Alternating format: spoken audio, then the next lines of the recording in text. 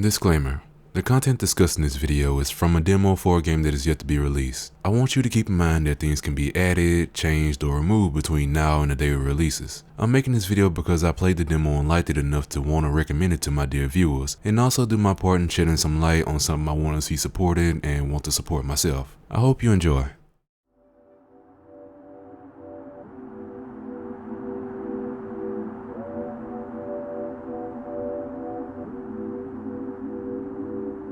You know, at first I was going to start this video comparing this game to Prince of Persia, one of the series that this game takes a lot of inspiration from. But then I remembered that I know nothing about this series other than the fact that it's dead now because Ubisoft forgot how to remake their own game. Instead, I'll just say this. This game has a pretty girl running and hopping around that swings a chainsaw every which way to kill every machine that comes her way. And I think you should try it out.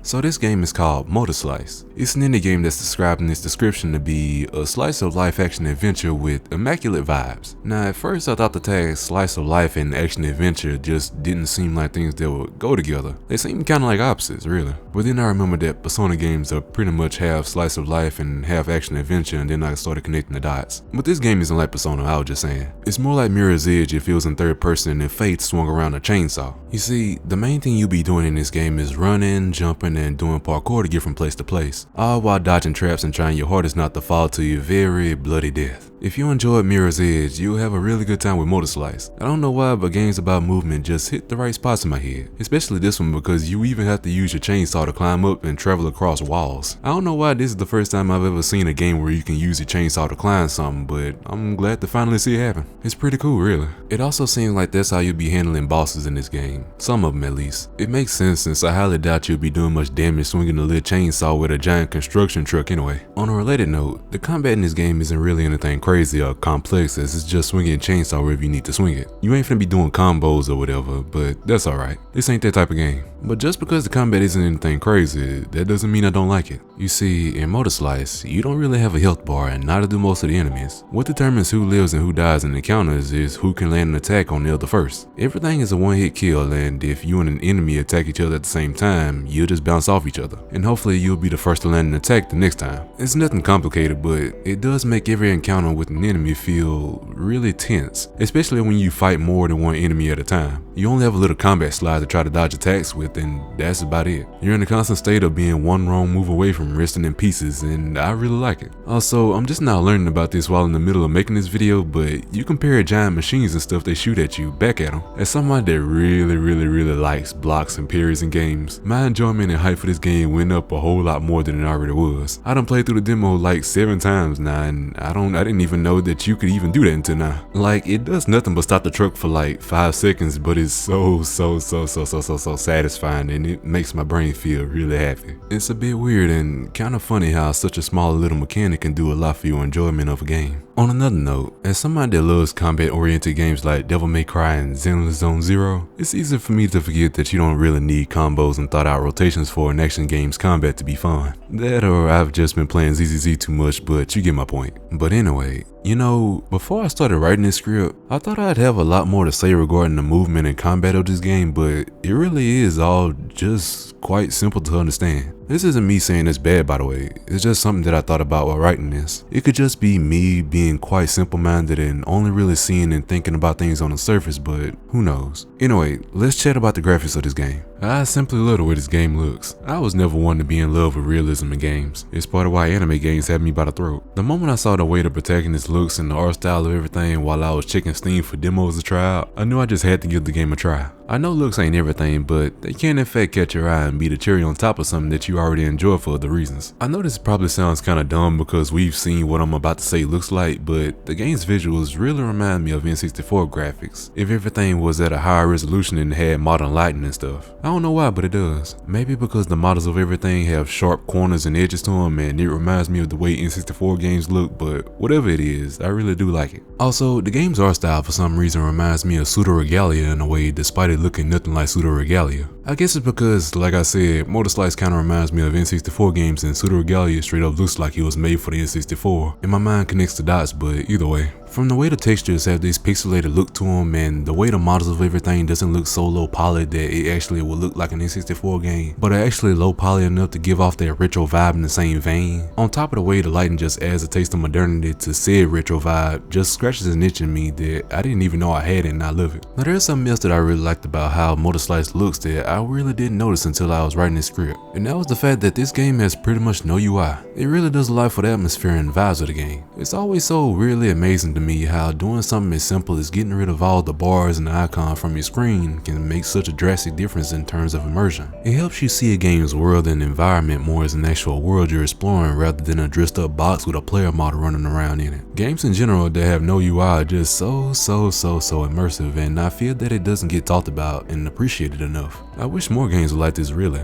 Games where I can just be immersed in its gorgeous worlds and its mechanics tend to be my favorite and the most memorable to me, and I'm happy to see that motorslice will be one of them. Overall, I just really think this game's pretty, from the world down to its protagonist. Speaking of, let's talk about her and some other aspects of this game. Firstly, motorslice's main protagonist is a pretty looking girlie named P. She's voiced by Miss Hirata, who also voices 2B from Nier Automata and Ching-Yi from Zenless Zone Zero. She's quite a charming little lady. The story is about her doing her job as a slicer, which involves her going to this giant mega structure, purging every machine there, and getting out. It was an ordinary routine until she found a machine that's quite more dreadful than the others. That's when she realized that this wasn't going to be as easy as a job as she thought, and that she's going to have to bring this place down no matter what it takes, with her only company along the way being this mysterious malfunctioning orb drone named Orbi. Orbi is also the character that represents you, the player, and the camera when you're out and about. You see, this is where the slice of life part of motorslice comes from. As you're working your way through the mega structure, you'll come across little spots where you can take a small break with P from the action. It's just a little cutscene of her thinking and talking about the current surroundings or about herself, and you as Orbi can give a response. You can either give her a pretty straightforward and serious response, or you can be playful and give her a flirty or even pretty suggestive response, and she'll give you an answer based on what you said. I also like the way the camera shifts between P's thoughts. I can't really explain it, but it adds a bit to the atmosphere and mood of the breather you and P are taking. They also know what they're doing with some of these shots.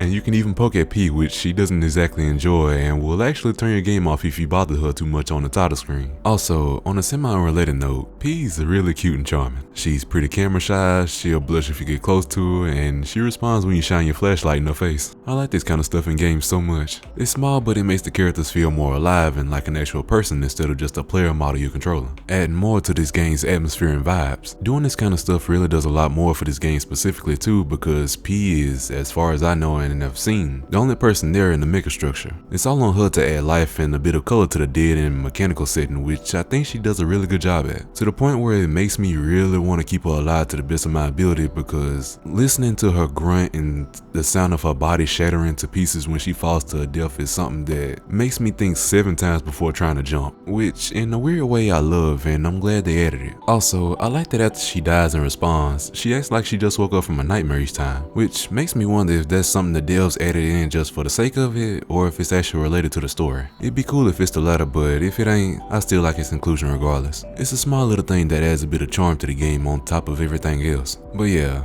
in conclusion, I really like motorslice. It's a game I'm looking forward to playing next month in May. In my opinion, it's a game that you really play at night in a dim room and let the atmosphere and vibes of the game really wash over you, if that makes sense. That's what I did anyway. I just know that it felt really nice to play the night I found out about it and wanted to make this video, and I hope you all get that same experience if you play it. I hope this little recommendation video of mine wasn't too simple or short or anything, and I hope it did the game justice really. It made you want to at least look at a trailer for the game, even if this video wasn't as deep as it might could have been. This game is just quite simple in my eyes. You just traverse, fight, enjoy the vibes, and admire the pretty girl you're sharing this little adventure with. This isn't Nier or Kingdom Hearts, and it doesn't have to be. Without sounding like I'm trying to make some grand statement or something like that, just because this game is pretty simple doesn't mean it's not good. That, and again, I'm just a really simple person in general, so yeah. I think that's all I have to say for this video. And if you like this video, give it a like, and if you want to see or hear more of me, subscribe and sit with me in my little corner of the internet. Well, that's all for today. I wish you all a good day or night. See you.